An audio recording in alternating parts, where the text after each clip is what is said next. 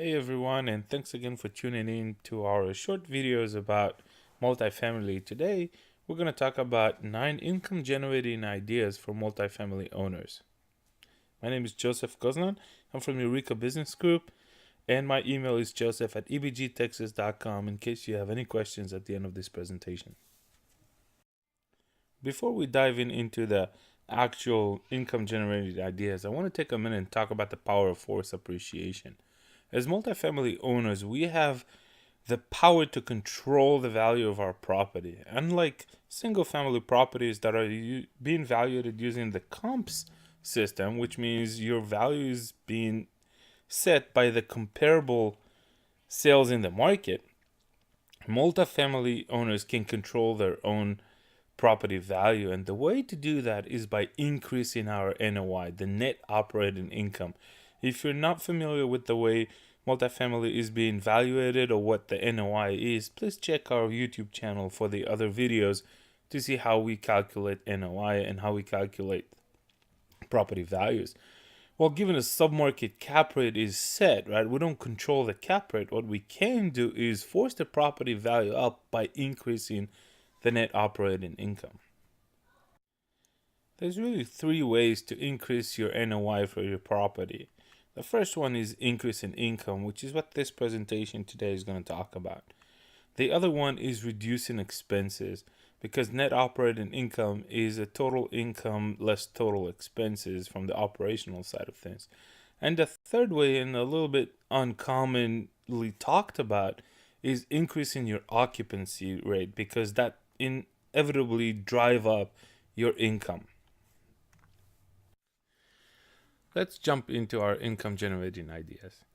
Well, the first one is pretty obvious. Increase your rents to the market level. If you buy a property or you have a property that is way under market because you were not following up on market rents or the previous owner didn't, you want to raise your rents to the market level. First, make sure that you don't violate any rules and you follow your leases, and you only raise your rents when the leases are up. This will, if your leases are staggered across the year, that shouldn't be too much of a problem. They should not generate too much vacancy, which leads us to the next item is don't raise it by too much too fast.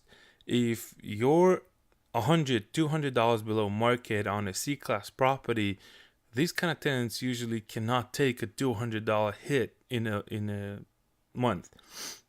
So work with your tenants, make your rents go up reasonably if you're not generating a lot of value to the tenants, right?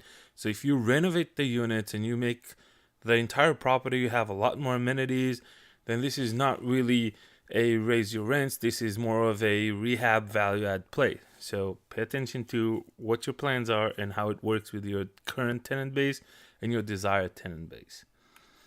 The other way is to charge pet rent. You're not being greedy by charging pet rents. You are just being reasonable because having pets in an apartment does generate more tear and wear. Pets have accidents, pets have a tendency to chew on things, and sometimes this costs more to maintain. So first of all, make sure your area supports it. And by that, it means that other properties around you charge pet rent as well. Being the only property that charges pet rent in a submarket might prove as a little bit of a challenge. The other thing is make it part of the contract. It has to be spelled out in the contract so you can enforce it. And then the last thing, and that is happening to a lot of property owners that are not using a property management company that is diligent about these things, follow through on your collecting. If you have pet rent in the lease and they have a pet in the property, make sure you collect that rent as well. Our next income generating idea is placing vending machines on your property. You can go to Costco's or Sam's Club or any one of those big bulk warehouse type of retail stores and buy a lot of cans and water bottles or snacks and just stack your machines over the time. That usually works better when you have full-time staff, so bigger properties, 75, 100 and more units. If you have a smaller property, it might not be worth your time to just go through the hustle of restocking the machines and collecting the coins and so on. then consider using a third-party vendor to do that for you. The next one is one of the biggest ways you can get some of your money back is implementing RUBS. RUBS is ratio utility billing. We're going to have a whole separate video about this in the coming months. But in general, just a quick overview, this is a way for you to charge back utilities that you're paying for back into your tenant. So if you only have one water meter and you're paying the water bill for the entire building, there is a set of rules and regulations that allows you to charge some of it back to your tenants based on the size of the units and how many people live in every unit and so on. So that's where the ratio comes from. So the first thing I would say about it is use a third-party company that specializes in RUBS. There's a ton of local and state and other rules and regulations that you have to follow, and unless that's your job, I would shy away from going into trouble by missing some of those rules. Following through on collections is the same like the pet rent, right? Make sure that you give your tenant a bill for the rent and the ratio utility, and that you follow through to make sure you collect that from them. I can't stress enough, follow the local rules and regulations. Every city, every county, every state might have different rules, and you gotta make sure that you follow through on every one of them. You can get in trouble for that. And then last thing, make sure this is spelled out in their lease. You cannot just jump into a property you just bought and make everybody pay their ratio utility if they're in the middle of a lease and the lease said they would not pay for that. Very important. This is a very big income generating item for older properties that have single water meter or a single gas meter, single electricity meter. All bills paid properties could really use that. One caveat to that is make sure that everybody in your submarket do that.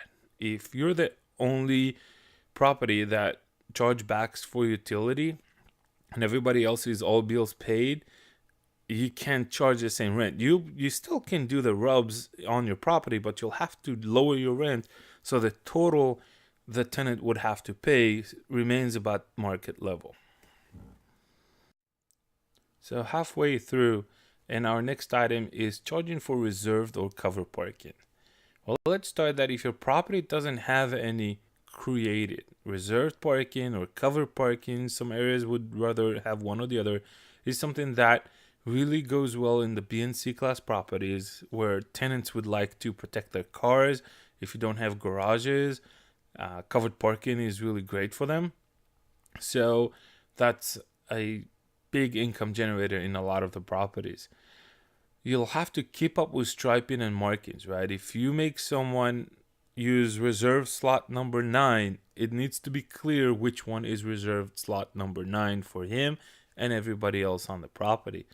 And then lastly, you'll have to enforce violations, right? If you have reserved parking and you charge money for that, somebody else parks in their spot, you gotta help them resolve that problem. You gotta enforce your violators to make sure, hey, this is a reserved parking. If you want one, you'll have to pay for it. Otherwise, get your car out of that spot. On the same note, you can always add storage units and storage areas and charge monthly fees for that. Now, some properties have the room for that. Some properties find creative ways to do things like that.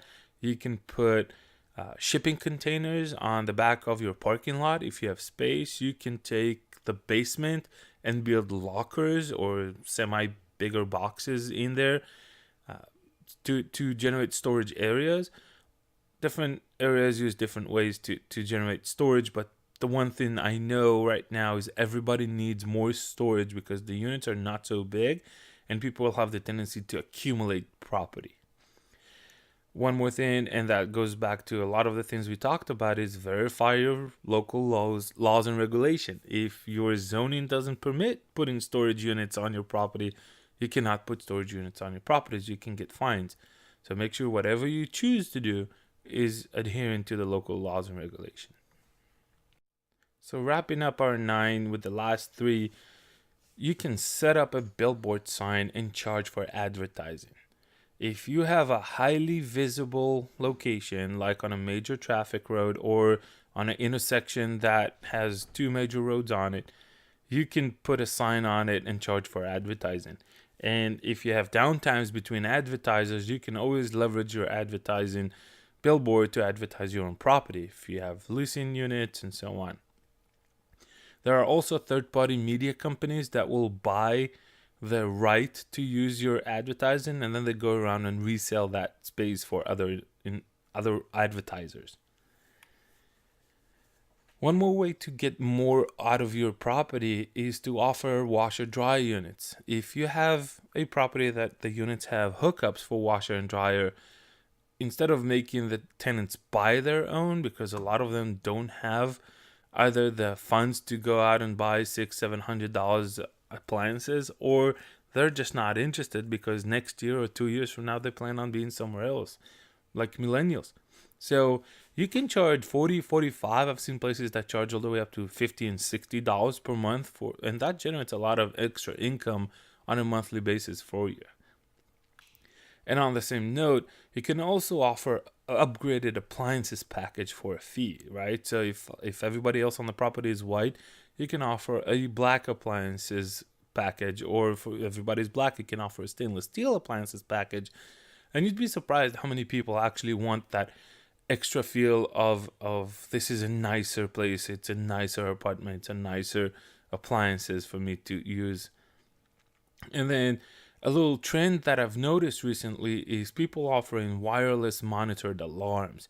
So in the old days, you had to do wiring and it was a pain, it was just not worth it to go through all the hustle to offer a security system. But with security systems like Simply Safe or Smith Thompson, there's a lot of wireless cellular hookups that basically all you have to do is just place the system on the wall and a couple of sensors on the windows and doors, and that's it. Not a lot of maintenance, not a lot of drilling into the walls and creating infrastructure for that. And it helps at least certain tenants feel safer that they have this thing. So if the security system company charges you $17-20 a month, you can upgrade that to a 30-40 because that will include the installation of the hardware and so on. Wrapping this up, my name is Joseph Goslan from Eureka Business Group. I would like to thank you for taking the time and watching this video. If you don't mind, subscribe to our YouTube channel. We will appreciate it a lot, and you can always leave comments on the videos for us. We also have a website, ebgtexas.com. You can sign up for our e-newsletter about multifamily news. And I also wanted to mention that in our opportunities that we find, we always look for partners. So if you're interested in learning more about multifamily investing or generate more passive income, horizontal income streams for yourself in order to secure your financial freedom, reach out to us. My email is joseph@ebgtexas, or you can reach us on our Contact Us form on our website. Thanks again, and we'll see you soon with another video.